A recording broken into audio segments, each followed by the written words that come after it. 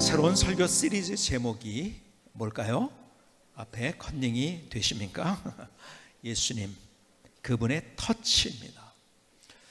제가 전체의 그 주제와 그리고 제목을 이제 고심을 하면서 이렇게 제목을 해야겠다. 예수님께서 개별적으로 사람들을 어떻게 만나셨는가, 그리고 어떻게 치유하셨는가, 그리고 어떻게 회복하셨는가, 어떻게 새롭게 하셨는가, 어떻게 만져주셨는가, 이 얘기를 나누는데, 그러면 제목을 뭘로 하면 좋겠는가? 예수님의 치유, 예수님의 회복, 예수님의 만남, 뭐 여러 가지 있겠지만은 이 모든 것들을 다 포함하는 단어가 영어에 있더라고요. 그것이 여러분이 너무 잘 아는 터치라는 단어입니다. 터치라는 단어는요, 아시는 대로 여러분들이 만지다라는 뜻이 있어요. 예수님께서는 특별히 만지셨습니다. 어떻게? 어린아이들의 머리를 만지시고, 그리고 어떻게 하셨어요? 안수기도 해주셨어요. 문둥병자의 몸을 만지셨어요. 그리고 이 눈먼 자의 눈을 만져주셨습니다. 만져주셨어요. 육체적으로 만져주실 뿐만 아니라 그들의 마음을 또 만져주셨어요. 터치했다는 것이요. 터치하셨어요. 이 터치란 말 속에 이런 의미가 담겨져 있죠. 그 다음에 접촉하다, 터치란 말은 혹은 만나다, 이런 뜻이 있죠. 근데 여기서 중요한 뜻이 있는데요, 여러분 이제 그 표현이 맞냐 안 맞냐도 뭐 하지만은 우리가 보통 이제 설교를 듣고 말씀을 듣고서 그 다음에 이렇게 표현합니다. 거기에 감동을 받았으면 은혜 많이 받았습니다, 이런 표현을 해요. 그러면은 우리가 영어로는 그러면 그것을 뭐라고 표현을 할까요? 영어로 표현할 때 어떻게 표현할까요? 영어로는 touch란 단어를 사용합니다. I'm touched. 내가 감동을 받아. touch란 말에는 감동을 주다라는 뜻이 있어요. 그래서 I'm touched 하면 내가 감동을 받았습니다, 내가 은혜를 받았습니다, 그런 뜻이에요. 혹은 터치란 단어 속에서는 움직이다라는 그런 움직이게 하다라는 그런 의미가 그 안에 담겨져 있어요. 움직이다는 마음을 움직이게 만들었다는 것이요. 그래서 영어로도요, 우리가 터치드라고 이제 제일 I'm touched라고 은혜 받았다는 표현을 할 때, 말씀에 감동을 받았을 때 그렇게 표현하지만은 또 하나의 표현은 I'm moved라고 I'm moved. 내 마음이 움직여졌습니다. 이것이 터치란 단어에 다 포함이 되어 있어요. 만지시고, 몸도 만지시고, 마음도 만지시고, 만나시고, 또 우리의 마음을 움직여 주시고 마음을 감동시키시는 예수님, 그 개인적인 만남으로 이제 복음서에서 우리가 찾아가는 거예요. 개인적으로 주님께서 어떻게 만나셨는가를 보면 주님이 개인적으로 나를 어떻게 만나시는가를 또 알 수 있는 거 아니겠습니까? 그래서 그 만난 사람들의 스토리를 우리가 같이 나누게 되는데요, 만난 사람들마다 그들의 삶이 반전이 됐습니다. 그리고 역전이 됐어요. 새로워졌어요. 두려움 가운데 있던 사람들, 그들에게 예수님을 만났을 때, 예수님이 그들을 터치하셨을 때 그들은 그 두려움이 물러가고 그 안에 하나님이 주시는 세상이 줄 수 없는 평안을 가슴에 담게 됐어요. 예수님을 만난 사람들, 병자들이 만났어요. 이거는 치명적으로 더 이상 고칠 수 없는 병이라고 여겨졌던 것을 주님께서 그들에게 반전의 스토리를 만들어 오셨어요. 그들을 치유하시고 회복시켜 주셨어요. 절망 가운데 있는 사람들을 터치하셨어요. 만나 주셨어요. 그들에게 다가가셨어요. 그리고 그들에게 희망이 뭔지를 가르쳐 주셨어요. 인생의 고통 가운데 있는 사람들, 혹은 외로움 가운데 있는 사람들 찾아가셨어요. 그래서 인생의 기쁨이 뭔지, 그리고 인생은 외로운 것이 아니라 주님과 함께 함으로 인해서 그것이 감격이고 노래고 찬양이라는 것을 가르쳐 주셨어요. 무엇보다도 죄로 말미암아 하나님과 단절되고 죽었던 사람들, 영적으로 죽은 사람들을 만나시고, 그리고 그들을 회복시켜 주시고 그들에게 생명을 주셨어요. 구원을 주셨어요. 예수님을 만난 사람들마다, 예수님이 터치한 사람들마다, 예수님이 어떤 분인지를 만난 사람들마다 그들의 인생이 반전되고 회복되고, 그리고 하나님의 드라마가 뭔지, 그리고 역전의 드라마가 뭔지를 경험했던 거예요. 그래서 개인적으로 사람들을 어떻게 만나셨는가 하는 이야기를 여러분과 함께 나누면서, 그렇다면 주님께서 나에게 무엇을 말씀하시는가를 함께 이제 하반기에 여러분과 함께 나누려고 합니다.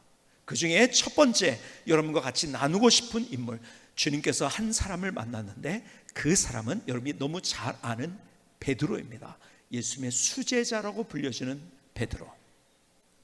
이 베드로가 얼마나 대단합니까? 그러니까요, 로마 시대 때 로마 캐톨릭이 만들어지면서, 그래서 자기들의 어떤 권위를 위해서, 사실은 그게 아니었죠, 일대 교황으로 누구를 만들어요? 누구를 일대 교황이라고 얘기합니까? 네? 베드로를 일대 교황이래요.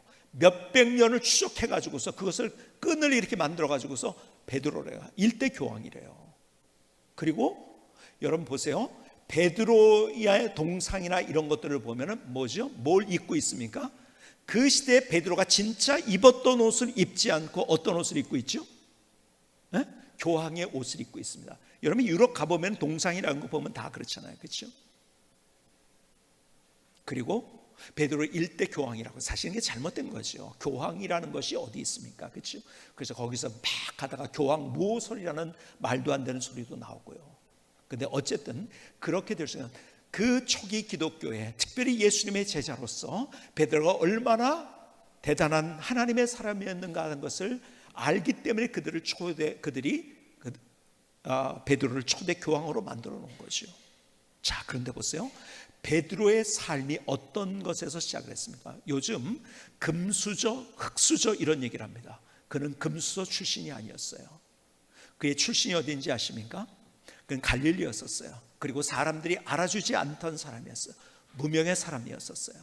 아니, 소외받던 사람이었었어요. 지금의 요즘 사람들이 표현하는 것으로 표현을 한다면 흙수저 출신이었습니다. 특별히 그가 자라났던 곳, 그가 태어나고 일했던 그곳이 갈릴리 지역입니다. 근데 갈릴리 지역은 그 팔레스타인 지역에서 가장 사람들에게, 아유 저놈들 수준이 낮아, 촌놈들이야, 얼뜬 사람들만 있어, 이렇게 여겨지는데요. 그래서 성경에도요, 그렇기 때문에 뭐라고 표현하냐면 요한복음 7장 41절에 이렇게 얘기합니다. 어떤 사람은 그리스도라 하며 어떤 이들은 그리스도가 어찌 갈릴리에서 나오겠느냐. 야, 웃긴다. 예수님이 갈릴리에서 먼저 사역을 시작했잖아요. 그러니까 아니, 갈릴리 사람으로 이제 여겨진 거죠. 그러니까 야, 어떻게 갈릴리에서 메시아가 나와? 이 말도 안 되는 소리야. 그거는. 거긴 촌뜨기들만 있는데, 수준 낮은 사람들만 있는데 이 소리를 하고 있는 거예요. 요한복음 7장 52절에서도 이렇게 얘기합니다. 그들이 대답하여 이르되 너도 갈릴리에서 왔느냐? 찾아보라.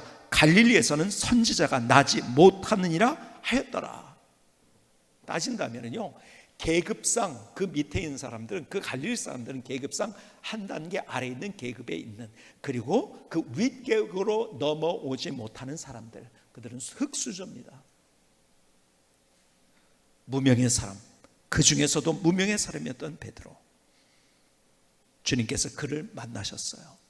그리고 그를 제자로 삼아 주십니다. 그렇죠? 근데 보세요, 베드로를 주님이 베드로를 부르셔서 제자로 삼고, 그것도 수제자로 삼은 다음에, 그러면은 베드로가 대단하게 금방 성숙을 하고, 그리고 예수님의 마음을 알아주고 대단한 역사를 이뤘나요? 아니에요. 베드로의 생애를 보면 그의 출신도 흙수저 출신일 뿐만 아니라 예수님의 수제자라고 하지만 그처럼 왔다 갔다 하고, 그처럼 실수를 많이 하고, 그처럼 선생님을 쫓아가도 선생님의 마음이 뭔지를 하나도 모르는 사람, 이 사람이 누구였냐면 베드로였었어요. 자, 여러분이 아시는 대로 예수님께서 가이사랴 빌립보죠. 가이사랴 빌립보냐면 그 가이사랴라는 것은 시저라는 거예요. 가이사. 그러니까는 빌립보인데 가이사랴 빌립보예요. 그게 뭐냐면 시저를 기념한 그러한, 시저에게 바치는 그런 건물들이 있었던 그러한 곳. 그래서 거기 대단한 도시였었죠. 거기를 다녀오면서 제자들이 무슨 말이야? 사람들이 날 누구라고 그러느냐? 선지자가 누구라고 얘기합니다. 그때 주님이 질문하시죠. 뭐라고요? 그러면 너희는 나를 누구라고 부르냐? 그때 베드로가 그 유명한 고백을 하지요. 마태복음 16장 16절에 이렇게 얘기합니다. 시몬 베드로가 대답하여 이르되 주는 그리스도시요 살아계신 하나님의 아들이시니이다. 기가 막힌 가장 완벽한 신앙의 고백을 합니다. 그렇으면 야, 드디어 예수님의 제자 수제자답게 그렇게 하는구나, 멋지구나. 근데요, 그 일이 그렇게 칭찬을 받은 바로 다음에 같은 장이에요. 같은 장에 16절인데 21절로 내려오면요, 21절로 내려갑니다. 이렇게 얘기합니다. 이때로부터 예수 그리스도께서 자기가 예루살렘에 올라가 장로들과 대제사장들과 서기관들에게 많은 고난을 받고 죽임을 당하고 제3일에 살아날 것을 제자들에게 비로소 나타내시니. 무슨 얘기예요? 예수님께서 나 이제 고난 받을 거다, 예수님의 고난과 십자가에 관한 이야기를 해준 거예요. 그때 베드로의 반응이 뭘까요? 그 다음에 22절을 보십니다. 기가 막힌 반응이 나옵니다. 베드로가 예수를 붙들고 뭐 했다고요? 항변하여. 항변이 뭔지 아세요? 심각하게 따졌다는 거예요. 예수님이 고난받는다, 십자가를 진다는 얘기를 했을 때 베드로가요, 위대한 고백을 했던 베드로예요. 그렇죠? 근데 바로 다음 사건이에요. 그냥 바로 같이 그 길에서 항변을 했어요. 그리고 이렇게 얘기합니다. 주여 그리 마옵소서, 이 일이 결코 죽게 미치지 아니하리이다. 예수님 무슨 말씀하시는 거예요? 여러분, 베드로가 볼 때는요, 예수님의 능력과 속된 표현으로 그 인간적으로 볼 때 예수님의 언변과 그분의 능력과 그게 가진 힘과 이 모든 것 하면 이거는요, 그 당시 세계를 움직였던 로마, 시저, 아우구스투스, 뭐 이런 사람들과 비교할 수 없는 그런 사람. 그래서 그 권력을 내가 등에 업고 내가 무엇인가를 하겠다는 그러한 꿈을 가지고 있었던 거예요. 근데 예수님이 고난을 받으셔? 십자가를 지셔? 그러니까는 오늘 그 단어가 뭐냐? 항변했다고 해요. 심각하게 따졌다는 거예요. 왜 그러세요? 그러니까 이거요, 예수님 정신 차리세요. 지금 예수님이 왕이 돼서 할 일이 얼마나 많은데, 그러니까 예수님의 의도, 이 땅에 왜 오셨는지를 그렇게 얘기해도 알지 못하고 신앙 고백을 했음에도 불구하고, 그럼에도 불구하고 자기 마음대로 생각하고 분석하고 했던 베드로. 그때 주님께서 이렇게 말씀하십니다. 마태복음 16장 23절, 예수께서 돌이키시며 베드로에게 이르시되 사탄아 내 뒤로 물러가라, 너는 나를 넘어지게 하는 자로다. 내가 하나님의 일을 생각하지 아니하고 도리어 사람의 일을 생각하는도다 하시고. 여러분, 예수님을 따랐던 수제자였고 자기의 가진 것, 자기의 그물과 배를 다 버리고 쫓았던 베드로였는데, 그가 이렇게 자기 마음대로 예수님까지 조종하려고 했던 그런 마음이 있었다는 거예요. 왔다 갔다 했죠. 그렇죠? 그게 뿐만이 아니죠. 뭐 많은 장면들을 볼 수 있는데요, 그 중에 예수님이 이제 십자가를 앞에 두고 있지요. 그래서 그 고난의 십자가를 바라보면서 예수님께서 기도하십니다. 돌 던질 만한 그런 곳에, 그러니까 멀지도 않고 가깝지도 않은 곳에 야 하고 소리치면 들을 만한, 그러니까 예수님의 기도 소리도 들을 수 있는 그곳에서 예수님이 기도하시고 제자들은 그쪽에 좀 띄워놓고 그러면서 가시면서 너희들 시험에 들지 않게 깨어 기도하라고 하셨어요. 그리고 예수님은 어떤 기도를 하셨습니까? 땀방울이 핏방울이 될 정도로 그렇게 간절한 기도를 했어요. 근데 베드로는 어떻게 하고 있었나요? 마가복음 14장 37절로 가봅니다. 돌아오사 기도하고 이제 오신 거죠. 예수님이 제자들이 자는 것을 보시고 베드로에게 말씀하시되 시몬아 자느냐, 내가 한 시간도 깨어 있을 수 없더냐. 지금 베드로가 수제자임에도 불구하고 예수님에게 어떤 일이 일어나는지 벌써 거기에 보면요, 큰 그림으로 보면은, 영화로 본다고 하면 쿵 하면서 음악이 나오고요, 배경음악이 나오고요, 이 먹구름이 나오고요, 점점 어두워져가는 그런 상황 가운데에서 지금 어떤 일이 벌어지는지 모르고 그는 자고 있었던 거예요. 38절에 계속 시험에 들지 않게 깨어있으라, 기도하라, 마음에는 원이로되 육신이 약하도다 하시고, 39절 다시 나아가 동일한 말씀으로 기도하시고 다시 오사 보신즉 그들이 자니 이는 그들의 눈이 심히 피곤합니다. 그들이 예수께 무엇으로 대답할 줄 알지 못하더라. 야, 내가 죽게 되었는데 그래서 이렇게 뜨겁게 기도하는데 너희들 그렇게 자고 있어? 그러니까요, 그들이 몸둘 바를 몰랐다는 거죠. 자기들이 하고 있는 짓이 무엇인지를 깨닫고 나서. 그것뿐만이 아니죠. 여러분들이 베드로를 생각하면 제일 먼저 떠오르는, 그리고 예수 안 믿는 사람들도 알고 있는 사건 뭐죠? 예수님이 재판을 받으실 때 그는 멀찍이 쫓아갔어요. 그리고 불을 쬐고 있습니다. 그때 한 여자가, 비자가, 너도 예수 도당이지? 그때 그는 나는 예수를 모른다고 부인합니다. 그것도 3번이나, 그것도 저주까지 하면서. 예수님의 수제자였는데, 여러분, 예수님을 따르겠다고 자기의 소유까지 다 포기하고 간 사람이에요. 그럼에도 불구하고 실수하고 실패했던 베드로, 기가 막히죠. 여러분, 그 베드로를, 그런데 오늘 본문에 보니까 처음에 만날 때 예수님이 어떻게 만나셨는가, 그 장면을 우리가 깊게 보려고 하는 거예요. 요한복음 오늘 본문에 1장 40절로 42절에 이렇게 말씀합니다. 요한의 말을 듣고 예수를 따르는 두 사람 중에 하나는 시몬 베드로의 형제 안드레라. 그가 먼저 자기 형제 시몬을 찾아 말하되 우리가 메시아를 만났다 하고, 메시아는 번역하면 그리스도라. 데리고 예수께로 오니 예수께서 보시고 이르시되 내가 요한의 아들 시몬이니 장차 게바라 하리라 하시니라. 자, 여기에서 베드로를 처음 만난 장면에 예수님이, 그 예수님이 베드로에게 뭐라고 하십니까? 그의 이름을 지어줍니다. 여러분, 베드로의 원래 이름이 뭐예요? 시몬입니다. 시몬. 여러분, 그의 이름을 게바라고 불러주세요. 원래 이름이 시몬인데요. 근데요, 게바라는 말이 뭐냐면 반석이라는 뜻이에요. 반석. 여러분,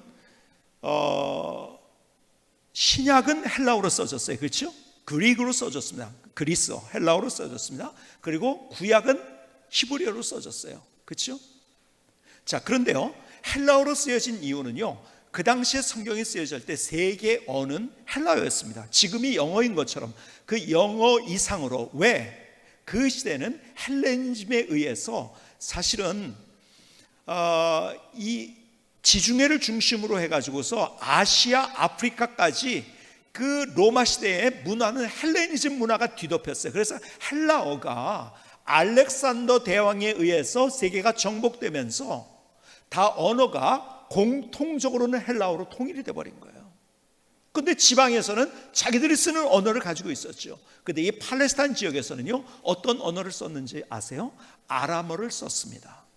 그러니까는 제자들과 예수님과 대화, 이것들은 다 원래 말이 뭐냐면 아람어로 말을 한 거예요. 일상 대화는 아람어였었어요. 그런데 성경이 쓰여질 때는 뭐예요? 헬라어로 쓰여진 겁니다. 자, 그런데요, 예수님께서 시몬의 이름을 게바로 바꿔주셨어요. 그렇죠? 게바는 무슨 언어라고요? 어느 언어라고요? 아람어예요. 그렇죠? 그렇다면 이 아람어, 게바란 단어를 여러분들이 헬라어로 번역하면은 뭐가 되겠습니까? 뭐예요? 야, 역시 수준이 너무 있으셔. 아람어를 헬라어로 번역하는 수준까지 있으셔. 그렇죠? 여러분, 헬라어로는 베드로예요. 똑같은 말이에요. 반석이란 뜻이에요. 뭐예요? 게바라는 말, 베드로라는 말. 아람어로 하면은 뭐예요? 게바. 헬라어로 하면은 베드로예요. 자, 그런데 보세요. 반석이라는 이름을 지어준 게 이게 맞습니까? 여러분, 베드로는요, 반석의 이미지와는 완전히 반대 이미지를 가지고 있던 사람이에요. 왔다 갔다 합니다. 흔들립니다. 자주 실패합니다. 그리고 예수는 모른다까지 부인까지 합니다. 이 사람처럼 왔다 갔다 하는 사람이 없어요. 다혈질이고요, 기질이요.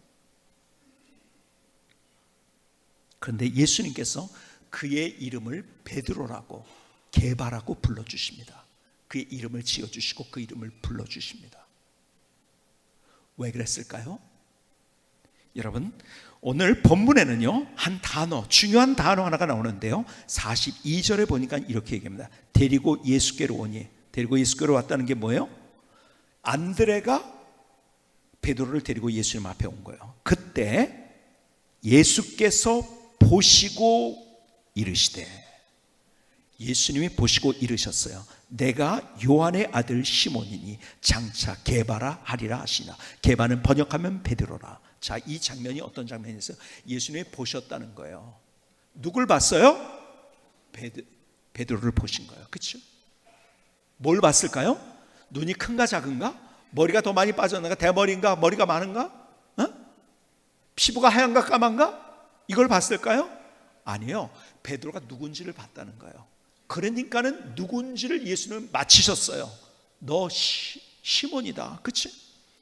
요한의 아들 시몬이다.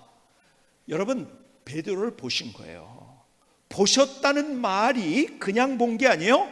우리는 겉밖에 못 봅니다. 근데 주님께서는 그 속안을 들여다봅니다. 아마 그의 능력도 봤을 거예요. 그의 장점도 봤을 거예요. 그런데 반대로 그의 단점도 봤을 거예요. 그리고 그의 왔다 갔다 하는 모습, 그의 실패 잘하고 그냥 벌려놓고 또 실수하는 그의 모습을 다 보셨을 거예요. 그렇죠? 그 모든 것까지 다 보신 거예요. 주님께서. 너 요한의 아들 시몬이지? 다 보신 거예요. 그런데 예수님께서는 보셨는데 그 시몬의 현재의 모습만 보신 것이 아니라 미래의 모습까지 보셨다는 거예요. 그리고 그를 기대했다는 거예요. 그래서 그의 이름을 바꿔주신 거예요. 뭘로? 게바로. 뭘로? 베드로로. 그의 단점, 그의 실수, 그의 넘어짐, 그의 연약함 다 아셨어요. 그걸 보고 계셨어요. 그런데 그것만 본 것이 아니라 그의 미래를 또 보신 거예요. 그래서 그를 기대하셨다는 거예요. 그러니까 이름을 지어주셨을 때 그냥 지어준 것이 아니라 베드로가 누군지를 알고, 그리고 그의 미래에 대한 기대를 가지고 그의 이름을 지어준 거예요. 주님이 우리에게 어떤 분이신지 아세요? 주님은 우리의 현재의 모습을 아세요. 나의 단점도 아시고 나의 연약함도 아시고, 아니면 베드로보다 더 연약한, 그리고 왔다 갔다 하는 내 모든 것들을 아세요. 그런데 주님은 그것만 보시는 분이 아니시라는 거예요. 우리의 내일도 보시는, 내일의 나의 모습이 어떤 모습인지 그것을 보시는 분, 그분이 우리의 예수님, 우리의 주님이시라는 거예요. 그래서 베드로가 실수 많이 했어요. 많이 넘어졌어요. 실패 많이 했어요. 그런데 베드로에 대해서 포기하지 않으셨어요. 그렇죠? 어쩌면 베드로는 자기 스스로 자기에 대해서 포기했을지 몰라요. 그런데 예수님은 포기하지 않으셨어요. 그리고 그의 인생을 인도하십니다. 그 베드로가 알지 못하는 그 순간에도.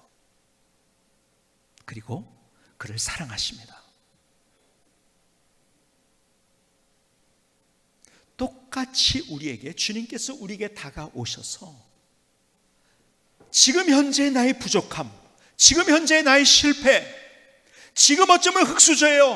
아무도 알아주지 않아요. 아니요, 내가 이제까지 5번, 아니 10번 내가 어떤 것을 다 실패했을지 모르겠어요. 아니 100번 실패했을지 모르겠어요. 그 현재의 나를 아세요.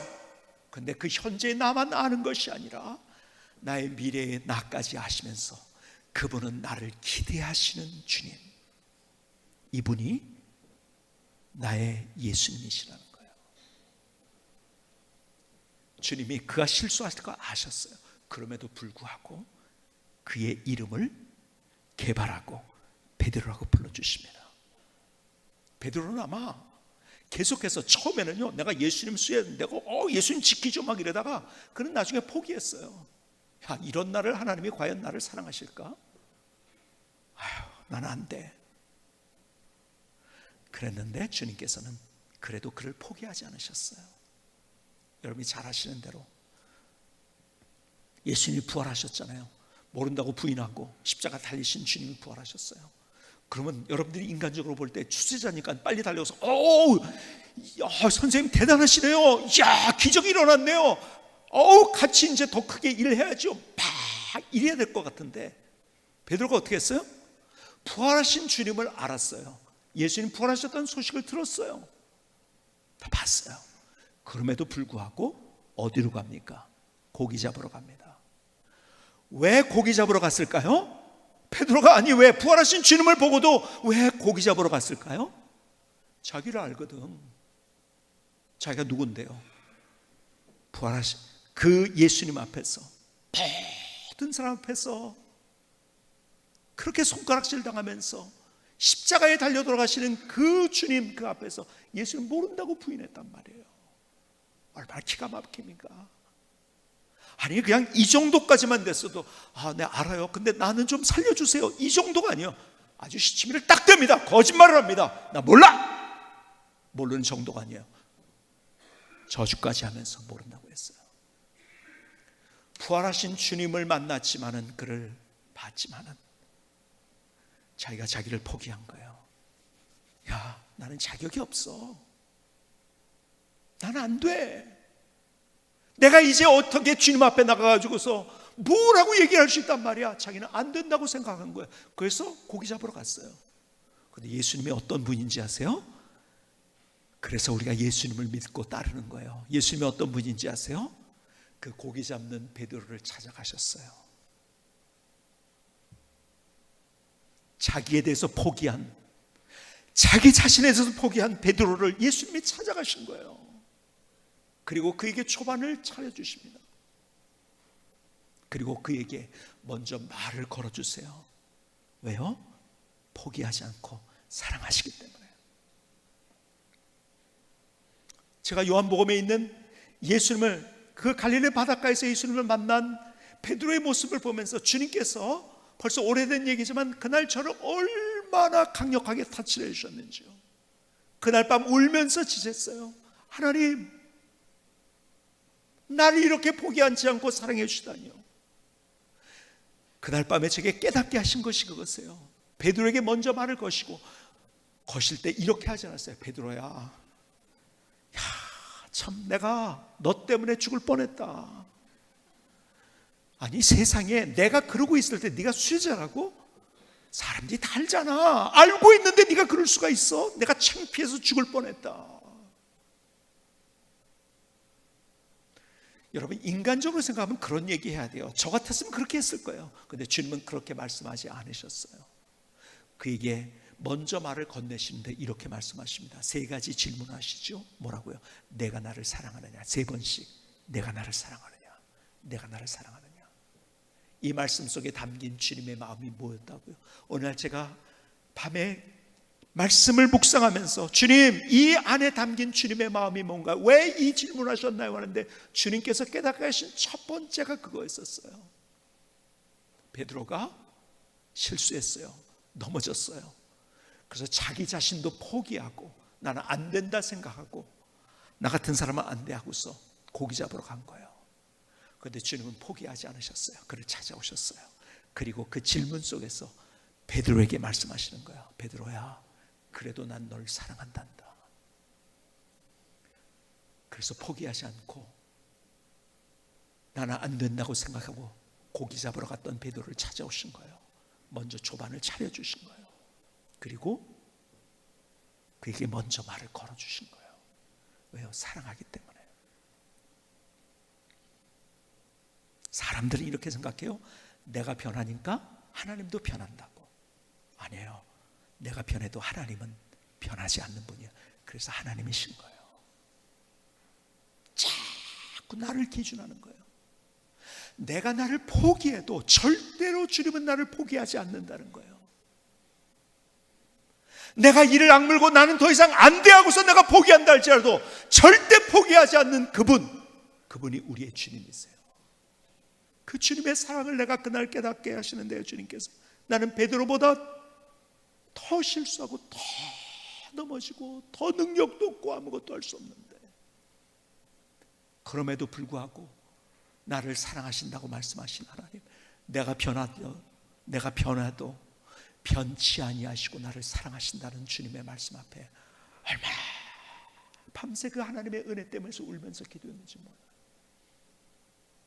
그때 그 주님께서, 베드로를 터치하셨던 주님께서 그날 저를 터치하셔가지고 제 인생의 새로운 생애를 맞이할 수 있는 그런 계기가 될 수 있었던 거예요.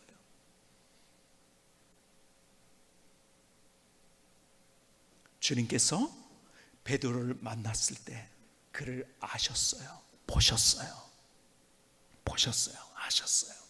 이름도 아셨어요. 그 현재의 단점도 아셨어요.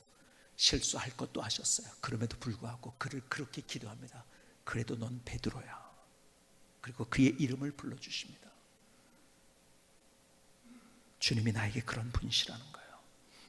어쩌면 내가 연약하고 흔들리고 왔다 갔다 할지라도 나를 포기하지 않고 끝까지 나를 사랑하시고 변치 않는 사랑으로 나를 안아주시는, 나를 붙잡아 주시는 주님.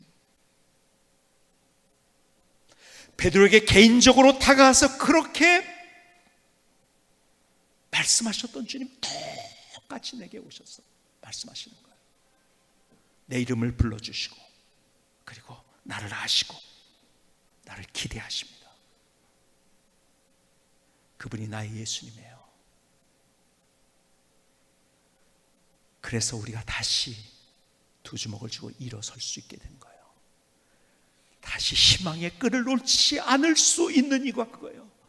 내가 흙수저고, 내가 실수하고, 내가 넘어지고, 내가 계속적으로 반복적으로 실패하고, 아니 반복적으로 실수하고 한다 할지라도 끝까지 포기하지 아니하시는 주님, 그리고 나를 기대하시는 주님. 그래서 나의 이름을 불러주신 그 주님이 나의 하나님이세요. 그래서 우리가 늘 주님 앞에 나가는 거예요.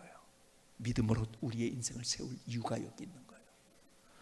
김승규 선교사님의 찬양을 들으시겠습니다.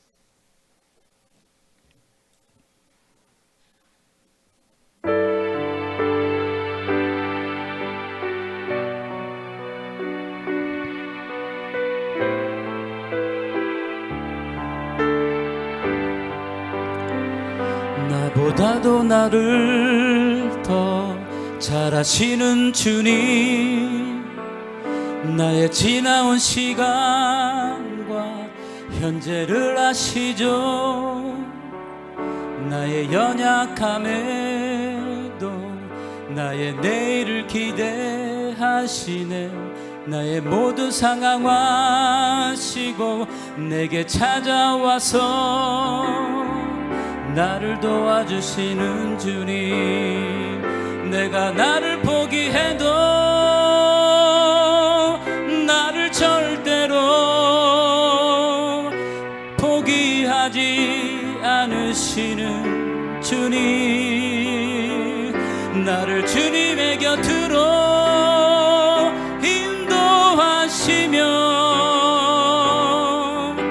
나를 사랑하시는 주님. 주님의 품에 안깁니다. 주님 나를 받으소서.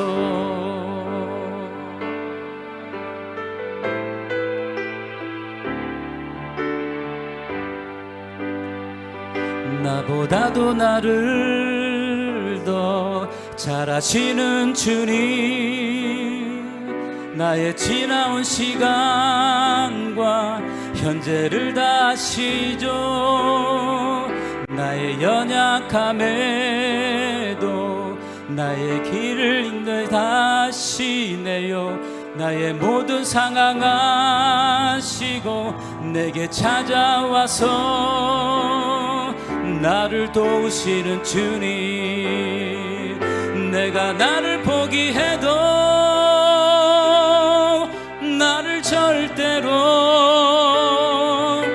포기하지 않으시는 주님.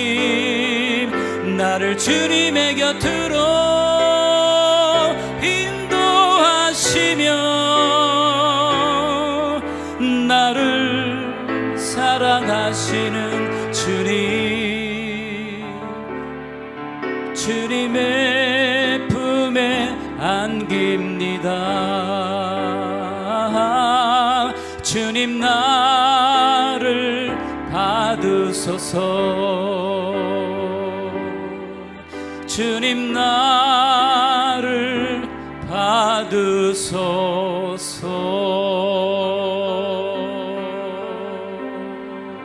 아멘. 하나님, 나의 고백입니다. 나의 노래입니다. 하나님, 나의 찬양을 주님 앞에 올려놓은 나를 받아 주시옵소서. 한 책을 읽다가 토미 워커 목사님의 이야기를 읽었어요. 얼마나 감동이 되든지요. 이분이 한 보육원 고아원을 갔어요. 거기 있는 사람들과 얘기를 나누고 있는데, 선생님과 또 원장님과 같이 얘기를 나누고 있는데, 한 소녀가 저쪽에서 막 달려오더니 내 이름은 애니에요. 그러고서 막 또 도망가는 거예요. 그러더니 조금 있다 다시 와가지고 내 이름은 애니에요. 그래서 도망가 버리는 거예요. 계속 반복적으로 해서. 그래서 물어본 거예요. 제가 왜 저러냐고. 그때 그 애의 스토리를 거기에 있는 보육원의 교사들이 이야기를 해줍니다. 이 아이는 부모에게 버림받은 아이였었어요. 사람들에게 거절당했던 아이. 아무도 자기를 알아주는 사람도 없고. 근데 이 보육원에 오게 됐어요. 선생님이 그에게 이름을 지어줬어요. 애니라고. 애니라고 지어준 후에 그를 사랑하기 시작했어요.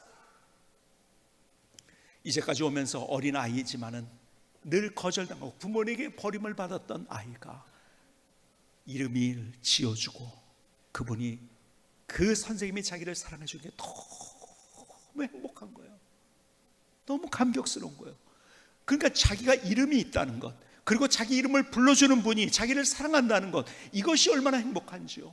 막 그냥 어쩔 줄 모르는, 너무 행복하니까. 그러니까 사람들마다 새로운 사람들이 오면은 쫓아와가지고 내 이름은 애니에요.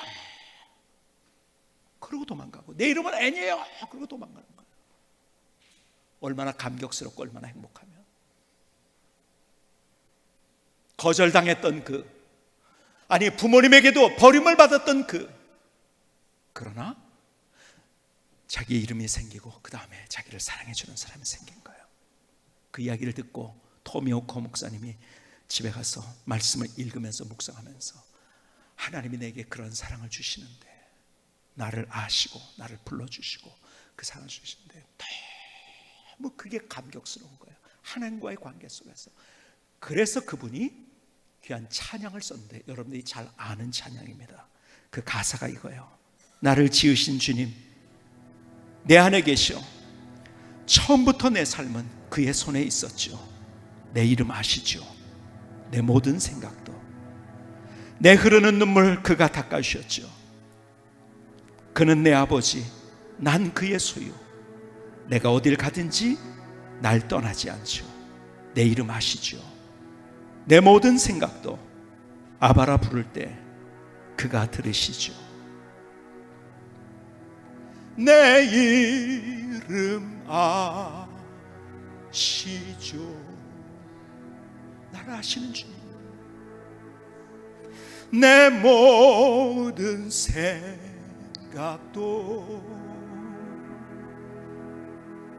내 흐르는 눈물 그가 닦아 주셨죠. 내 이름 아시죠. 내 모든 생각도 아바라 부를 때 그가 들으시죠. 다른 사람이 다 포기해도, 아니 다른 사람이 나를 거절하고, 아니 나마저 나를 포기했을 때도 다가오셔서 나를 부르시고 나를 아시고 나를 사랑하신 주님. 오늘 이 찬양을 같이 한번 드려봤으면 좋겠어요. 나를 지으신 주님, 내 안에 계시오. 우리의 간절한 고백의 찬양 한번 드려. 나를 지으신 주님, 내 안에 계셔. 처음부터 내 삶은 그의 손에 있었죠. 아멘. 내 이름 아시죠? 내 이름 아시죠? 내 모든 생각도 내 흐르는 눈물 그가 닦아주셨죠. 내 이름 아시죠?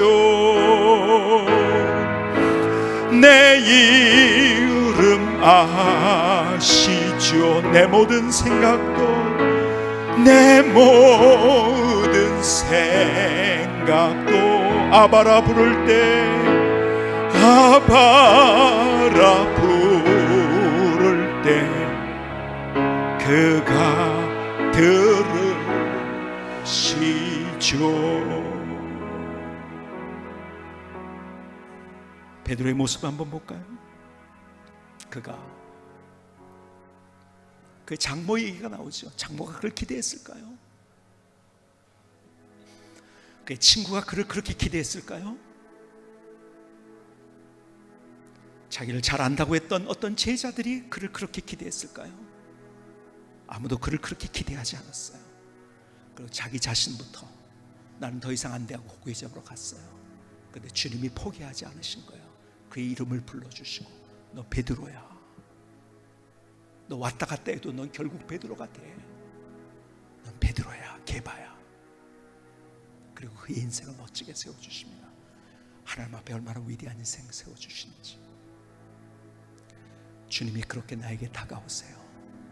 내가 주님을 찾기 전에 먼저 나를 찾으시는 주님. 오늘 그 주님의 사랑 앞에 우리의 반응을 드릴 수 있는 귀한 시간 될 수 있기를 주님의 이름으로 축복합니다.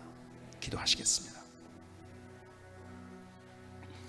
조용하지만 뜨거운 기도를 주님 앞에 드리십시다. 오늘 주님께서 내게